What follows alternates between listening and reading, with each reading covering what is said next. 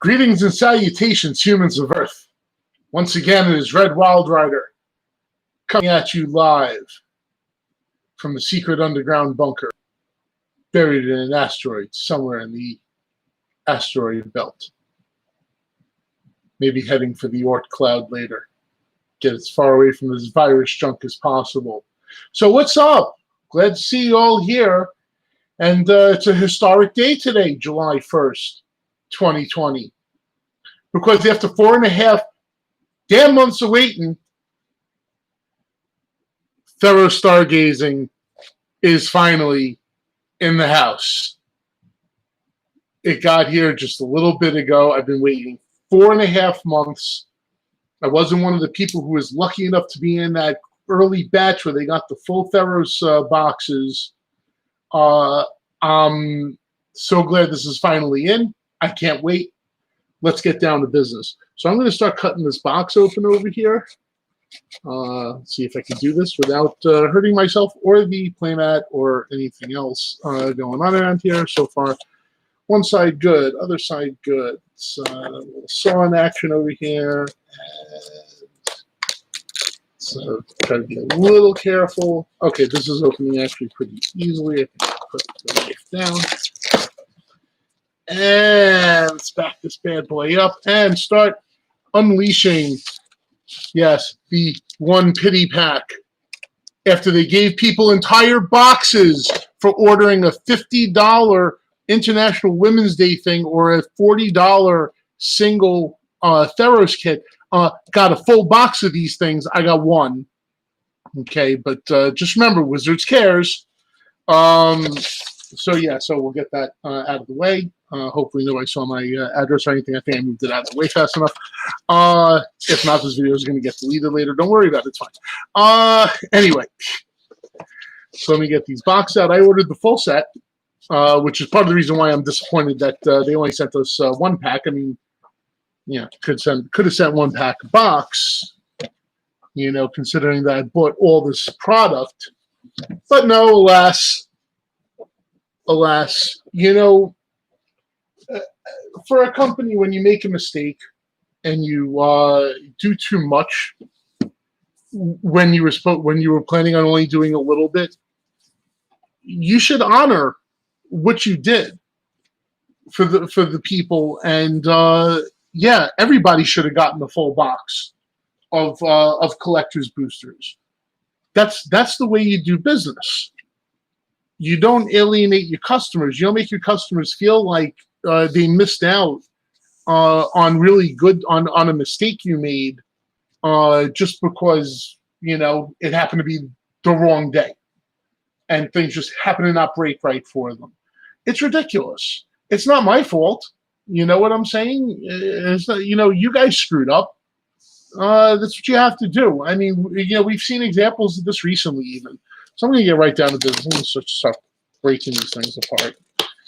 I hate the fact that they come in these white boxes with the paper. I mean, I'm not saving these secret lair boxes.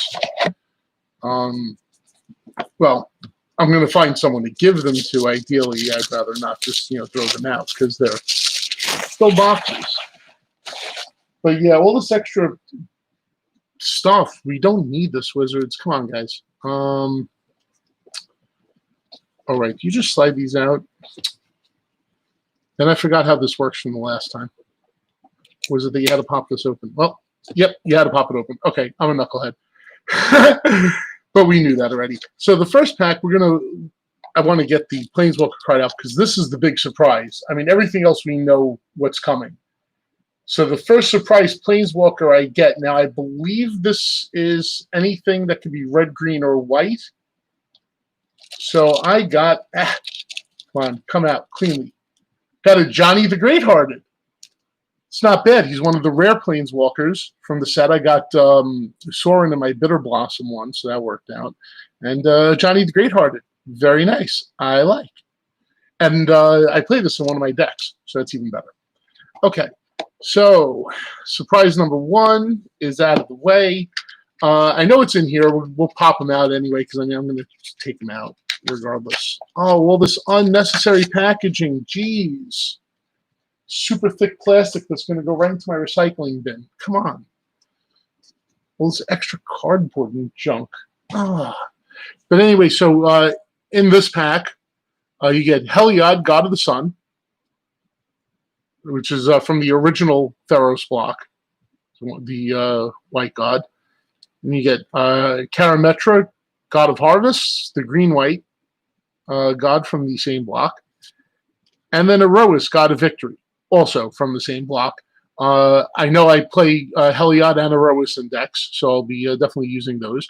But if you notice, we have the mono white, the white green, and the white red. That's why I said the Planeswalker could be red, green, or white, because it has to match that color combination. Let me see. First of all, I want to point out that right now these foils are not bent at all. The actual Stargazing foils. However, my stained glass foil, this is a complete other story. I'm gonna take this one out right now to show it. But you can see it's already like it's warped. It's not even necessarily curled exactly. It's bent horribly. Maybe they shouldn't do this kind of like stick it in the bottom packaging for this kind of a product, because it does stand a chance of deforming the cards. It's the same thing. Like I understand why they put the box toppers on the top of the box, because box topper, top of box. Yeah, that does kind of make sense. But at the same time, we've seen already in Ikoria and even in the previous like Ultimate Master sets and stuff that that these box toppers are just inserted into the box like that without any sort of concern for where they're going to end up. I mean, it seems like it would make more sense to maybe put them at the bottom of a box instead of at the top. Just because it'll make it a little simpler to keep them safe and to prevent them from being busted right out of the box, which you kind of don't want. So number 2 is our Thassa set, and as we're going to see here, much like the previous one, it's going to have the blue, white, and blue green gods. So undo this crazy ass plastic. Unnecessary trash. More unnecessary trash. So we have Thassa, God of the Sea. Very, very awesome card. Very, very nice looking. Ephara, God of the Palace. Another very, very well drawn card. And Krufix, God of Busted Horizons. Boy, do I mean Busted Horizons. But all good cards. I think I have Thassa in one of my decks. I don't have Ephara or Krufix in any of my decks. I don't have a green-blue deck yet. Let's see what spices down here. What do we got? It's Sahili, Sublime Artificer. And not bad. Not bad. I don't currently play this in any of my decks, I believe. Unless in my Primacon deck, which I've only played a couple of times so far. But cool. And nice art. And once again, bent, warped, kind of. It's weird. It looks like it's bent a little more on one side, like there was almost like a manufacturing bend, or there was the bend occurred like somewhere else. It's not like most foils when they bend, they tend to bend relatively evenly, like across the middle of the card, and usually the long ways of the card. Usually they kind of arc like that. Right, if we can sort of get that in focus, it can be kind of difficult. They kind of arc like that, but very evenly, not unevenly. And this feels very uneven. So I feel like it was just something weird that happened. I mean, I don't know. It doesn't look like anything off the wall. But at the same time, I mean, it's significant enough where I'm noticing and not and don't feel like casually ignoring it. Okay, so this stupid paper.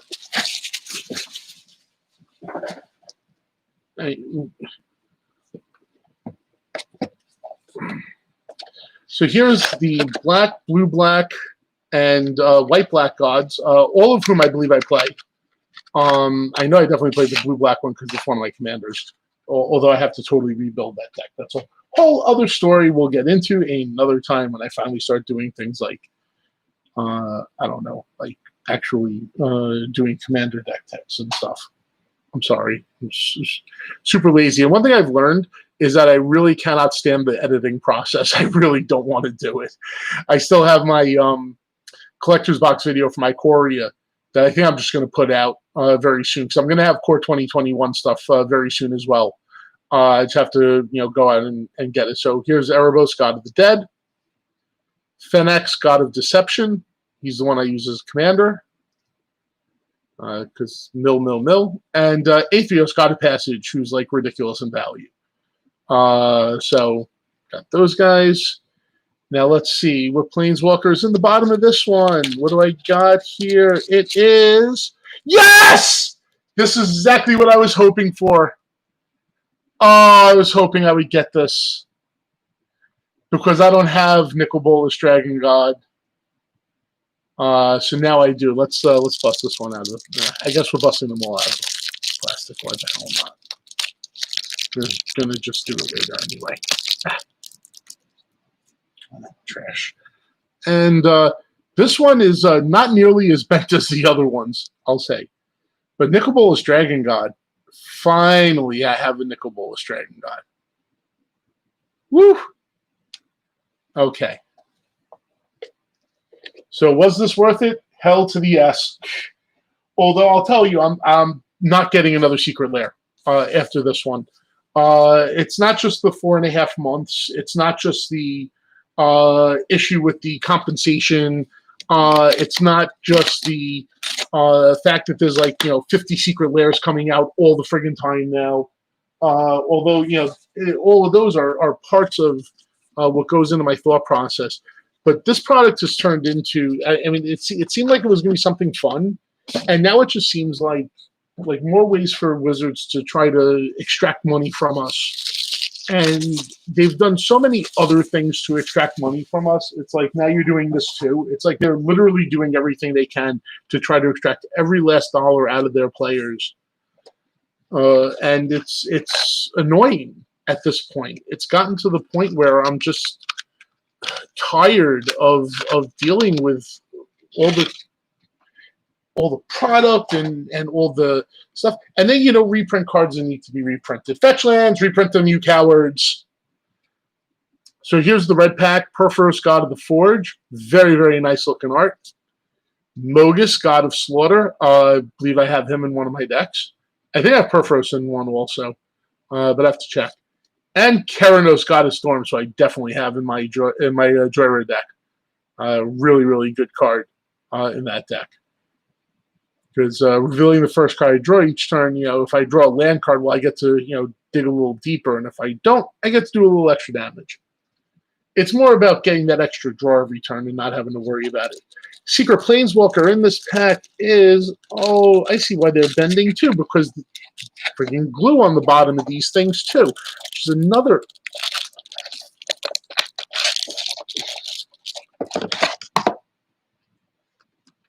I'm just going to tear this apart.